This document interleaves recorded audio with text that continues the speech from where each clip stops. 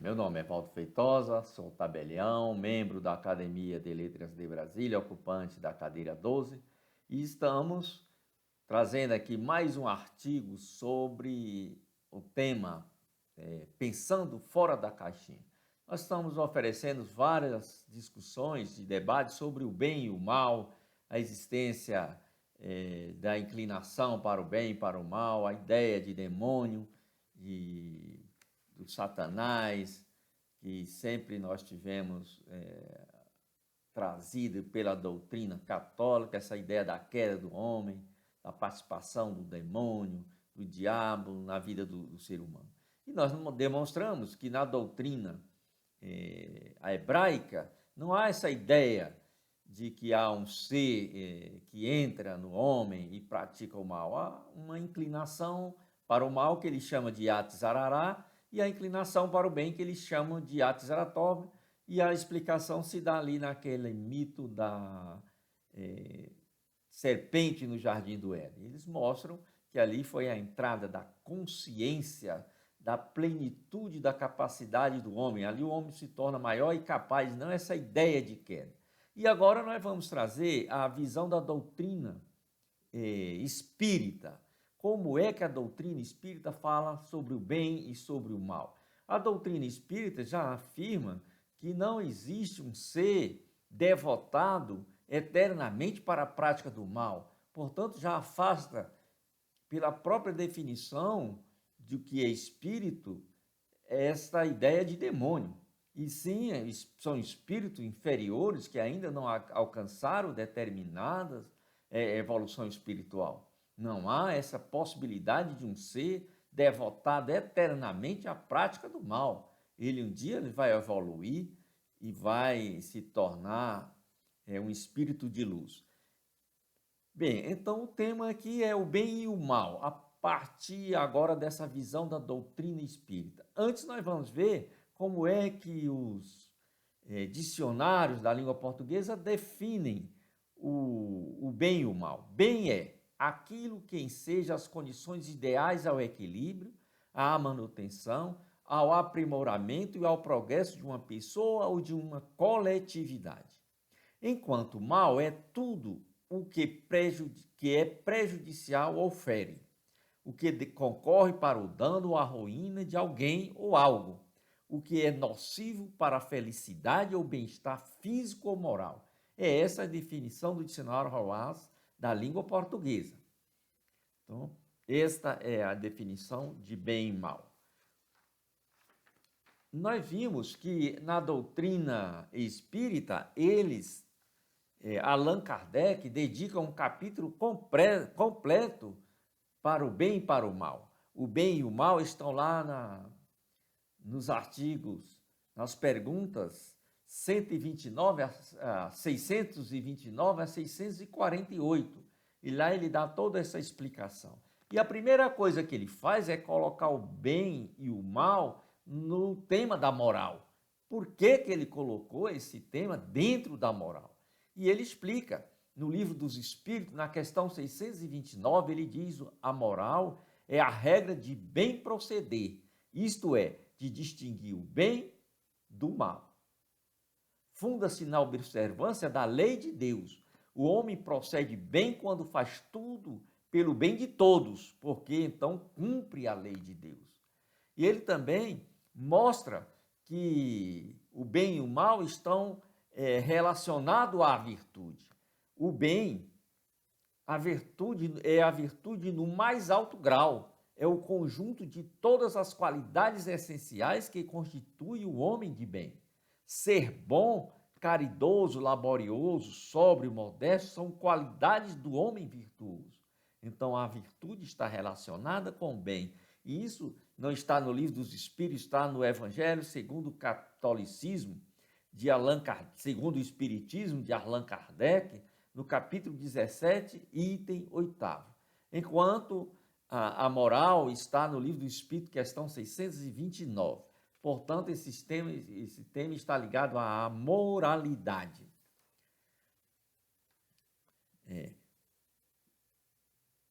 O que seria o bem, segundo a codificação espírita? Bem é tudo o que é conforme a lei de Deus. E o mal é tudo que dela se afasta.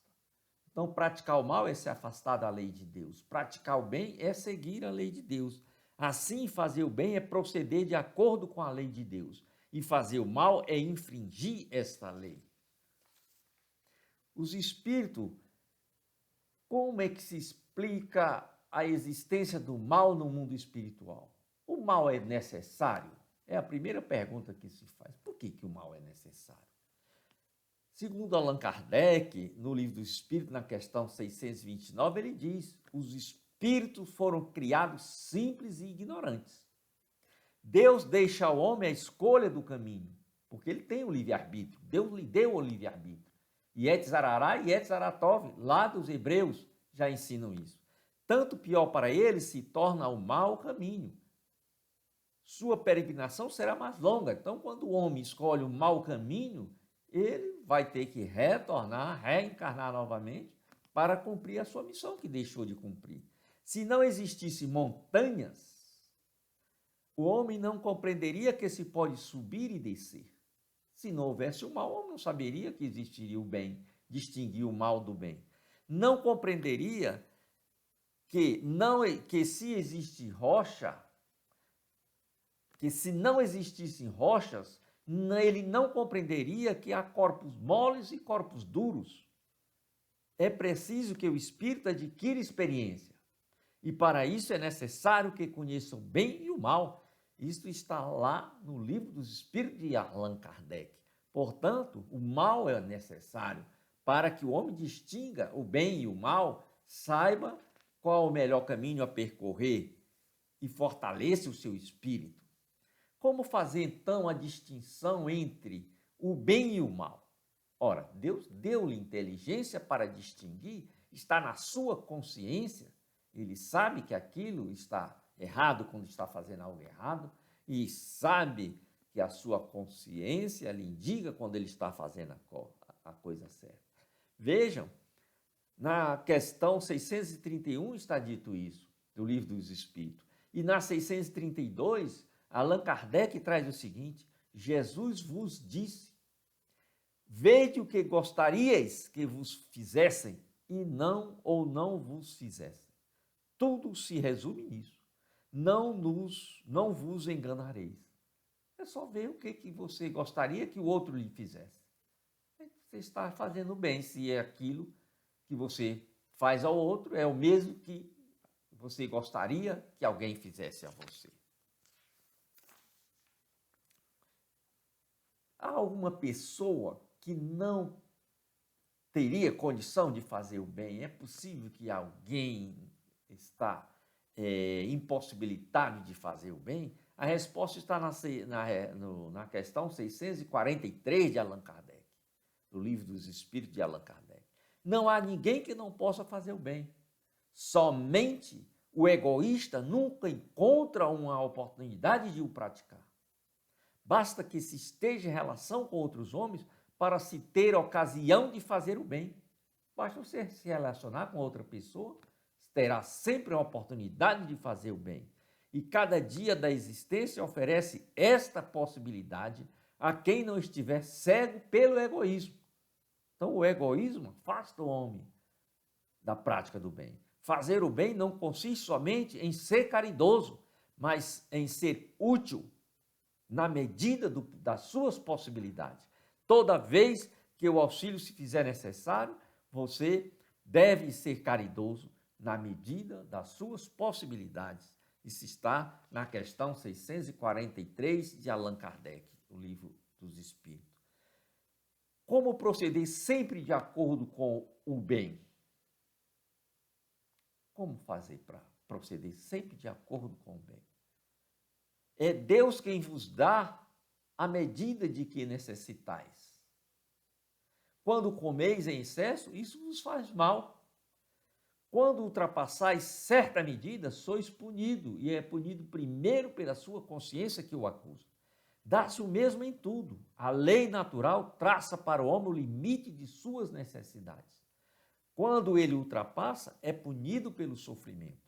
Se o homem sempre escutasse essa voz que lhe diz, basta, que sai da sua consciência, evitaria a maior parte dos males de que acusa a sua natureza.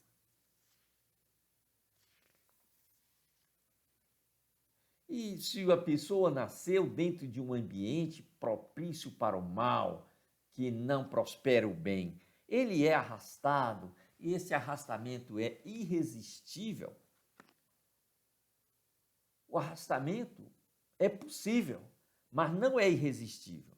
Porque, mesmo dentro de atmosfera viciosa, a pessoa pode encontrar, algumas vezes, grandes virtudes.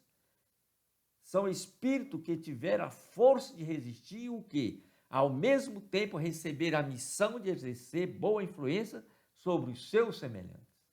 Então, a capacidade de resiliência é o valor que a pessoa carrega para o mundo espiritual. E esse convite ao bem? Tem gente que só procura o bem em momentos de dificuldade, na hora que está precisando. Veja o que ele diz, Chico Xavier, no livro manuscrito pelo Espírito de Emmanuel, no capítulo 39, no Pão Nosso, no capítulo 39. Se o clarim cristão já te alcançou os ouvidos, aceite-lhe as claridades sem vacilar. Não espere pelo aguilhão da necessidade.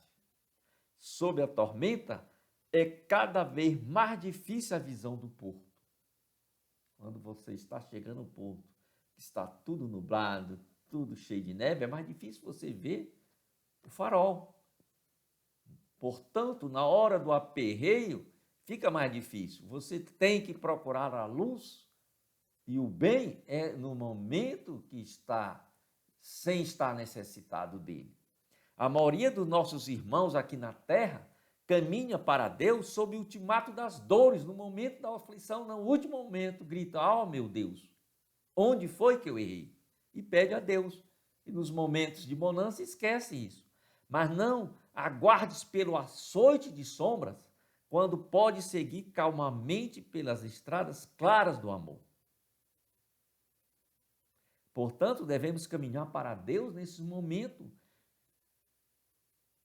das calmas, das estradas calmas, da tranquilidade, e não só nos momentos de aflição.